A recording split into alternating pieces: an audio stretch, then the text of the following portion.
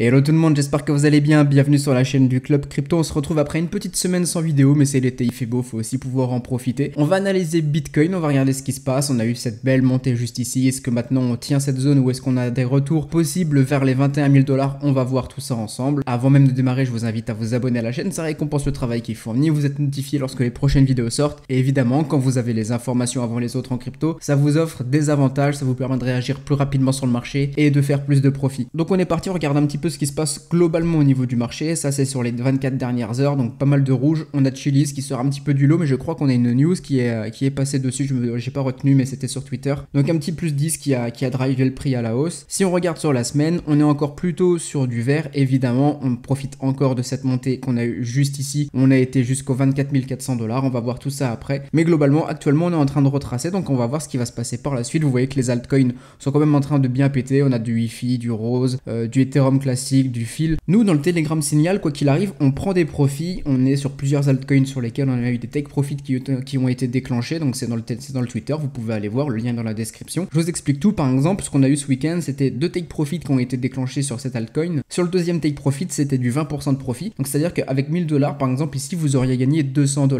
Donc c'est très intéressant. Je vous encourage à aller le voir. Là aussi, le lien est dans la description. Vous avez toutes les informations sur le Telegram. C'est moi qui fais les analyses de A à Z. C'est pas un robot. C'est orienté swing trading. Donc c'est des trades que vous avez le temps de prendre. Si par exemple, vous n'êtes pas derrière les écrans de la journée, que vous travaillez, vous rentrez le soir, vous savez que les entrées qui ont été données, les signaux d'achat sont encore valides. On n'est pas sur du scalping, on n'est pas sur du day trading. Donc ce qui fait que ça convient à énormément de monde. On surfe sur les vagues, on prend des profits rapides, on prend des profits prudents, on se fait plaisir. Et comme ça nous permet justement de profiter de toutes ces petites montées et de pas être trop exposé non plus en cas justement de retracement. On a des bonnes performances en ce moment, donc je vous encourage à le rejoindre. Donc le lien est dans la description, je vous laisse aller voir ça. Donc si on regarde ici ce qui se passe au niveau de Bitcoin, on est en daily, donc on avait beaucoup parlé de cette zone justement ici, qu'on pouvait avoir justement une cassure de cette tendance baissière. Vous voyez ces deux moyennes mobiles qu'on a juste ici, cette moyenne mobile bleue et cette moyenne mobile jaune. Actuellement, ce qu'on voit, c'est qu'on est quand même vraiment sur une belle tendance haussière. Si je mets par exemple une trendline juste ici, on voit que ça reste quand même assez sain. Ce qu'il faut savoir aussi, c'est que sur cette bougie, on avait eu le FOMC, donc c'est les taux qui sont aux USA,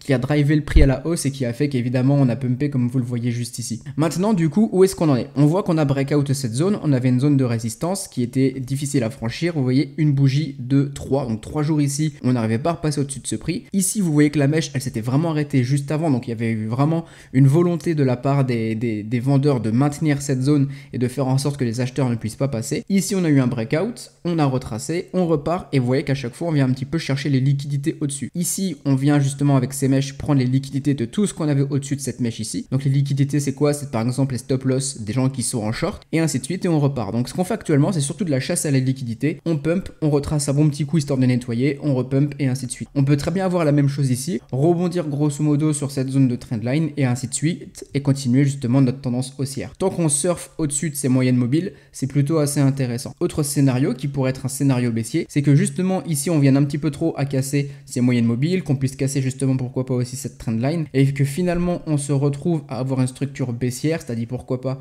quelque chose comme ça, hop, on fait croire qu'on repart un petit peu ici, les gens essayent de capturer le mouvement ici comme on a pu l'avoir ici, et finalement on ferait juste une structure baissière, vous voyez, avec un premier top ici, un second top plus bas ici, et on réintégrerait par exemple le range, ce qui nous amènerait pourquoi pas ici à plus de développement au niveau du prix, pourquoi pas voilà, re-ranger en grosso modo entre ces zones et ces zones pendant plusieurs jours, plusieurs semaines. Donc il faut élaborer un petit peu toutes les stratégies justement pour savoir où est-ce qu'on va. Si on regarde au niveau du 4 heures, donc un petit peu plus en détail, on voit qu'on bute évidemment sur cette zone de support qu'on a juste ici. On voit qu'au niveau du momentum, on n'a pas encore quelque chose de vraiment bullish, donc personnellement je viendrai pas prendre de décision à l'achat ici. En plus vous voyez qu'on vient de break les moyennes mobiles en 4 heures, donc on repart sur un momentum baissier ici. Donc pas de gros signaux, on peut très bien rebondir, mais personnellement j'attendrai quand même plus de développement, ça sert à rien de courir après le prix. Pour le moment au niveau du RSI, vous le voyez, c'est assez bearish aussi, on n'a pas de signal de bottom sur le RSI, donc on court pas après le prix. Si vous cherchez à rentrer, pourquoi pas regarder plutôt ce que vous pouvez faire sur du long terme, c'est-à-dire en daily. Essayez d'aller chercher les zones les plus basses possibles, segmentez vos entrées en une fois, deux fois, trois fois, que ce soit sur Bitcoin, Ethereum ou sur les altcoins. et c'est ce qui vous permettra justement derrière de gérer votre risque. C'est tout pour aujourd'hui, vous avez l'essentiel de ce qu'il faut savoir, ça sert à rien d'aller dans de la surinterprétation et de la suranalyse au risque de vous paralyser justement dans votre prise de décision, donc restez toujours simple, restez toujours synthétique et rapide et vous serez vraiment meilleur en analyse technique. Si vous avez des questions, posez-les en commentaire, j'y réponds avec grand plaisir si ça peut vous aider, c'est parfait. N'hésitez pas aussi à rejoindre le Discord si besoin, le lien dans la description, vous pouvez venir parler crypto avec toute la communauté. Et n'oubliez pas le Telegram, lien en description, ça peut vraiment vous apporter des profits, donc rejoignez-le. Et on se dit à très bientôt, bonne journée tout le monde.